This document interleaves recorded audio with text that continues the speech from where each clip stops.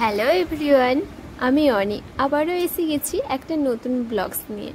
তো আমি ফার্স্ট গিয়েছিলাম দীঘা, তাও আবার সানডের দিনে। তো ওখানে কিভাবে আমি সময় কাটালাম এবং কিভাবে আমি ঘুরলাম, আনন্দ করলাম, সেটাই শেয়ার করছি তোমাদের এই ভিডিওর মাধ্যমে।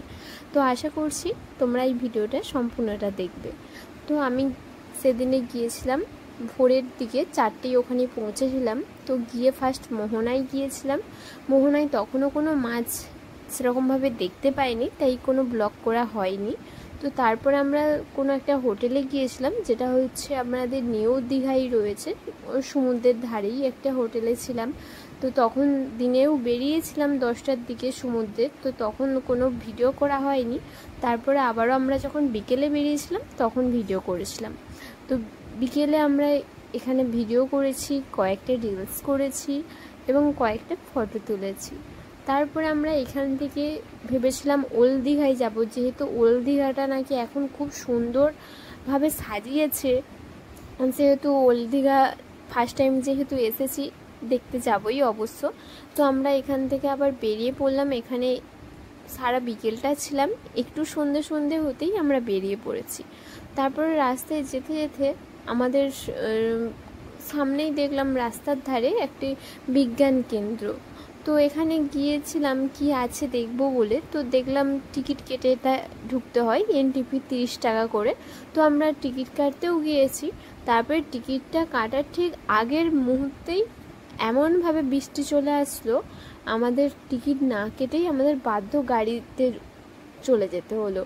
তারপরে আমরা কি করব, মন তো খুব খারাপ, ভেবেছি ওল্ড দীঘাতেও যাওয়া হবে না হয়তো। ঠিক আছে, তারপরে দেখলাম কিছুক্ষণ বৃষ্টিটা হওয়ার পরে থেমে গেল। আর এই যে দীঘার বিখ্যাত জাহাজ বাড়ি, এর নাম অনেক শুনেছি, কিন্তু আজ ফার্স্ট নিজের চোখে দেখলাম। তো ওল্ড দীঘায় এসে গিয়েছি, আর এখানে প্রত্যেকটা দোকানে না ছোট ছোট মোমো প্রচুর পরিমাণে। তো দেখে তো খুব খিদে পাচ্ছিল। তো আমরা চাউমিন অর্ডার দিয়েছি, মোমো অর্ডার দিয়েছি।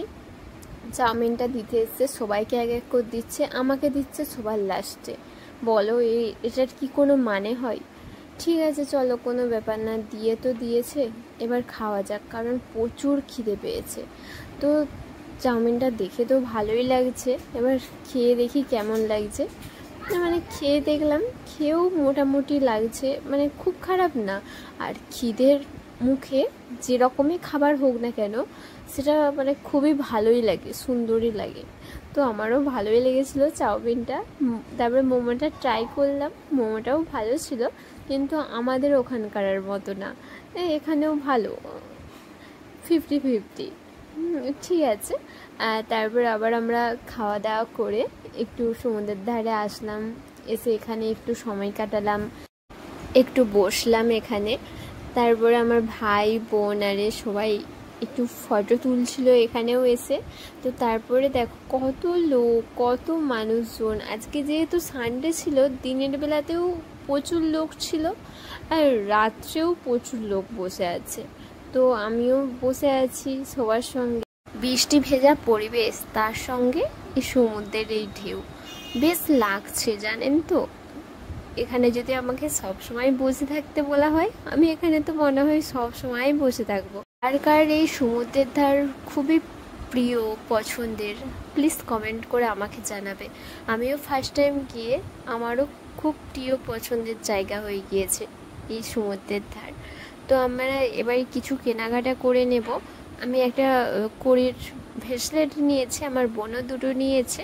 আর এই চিনেমাটির এই বোকামাঠটা দেখছিলাম, তো এটা অনেক দিন ধরে নেওয়ার ইচ্ছে ছিল, খুঁজছিলাম, তো খুবই পছন্দ হয়েছে, একটাই ছিল, তাই ওটাই নিয়ে নিলাম।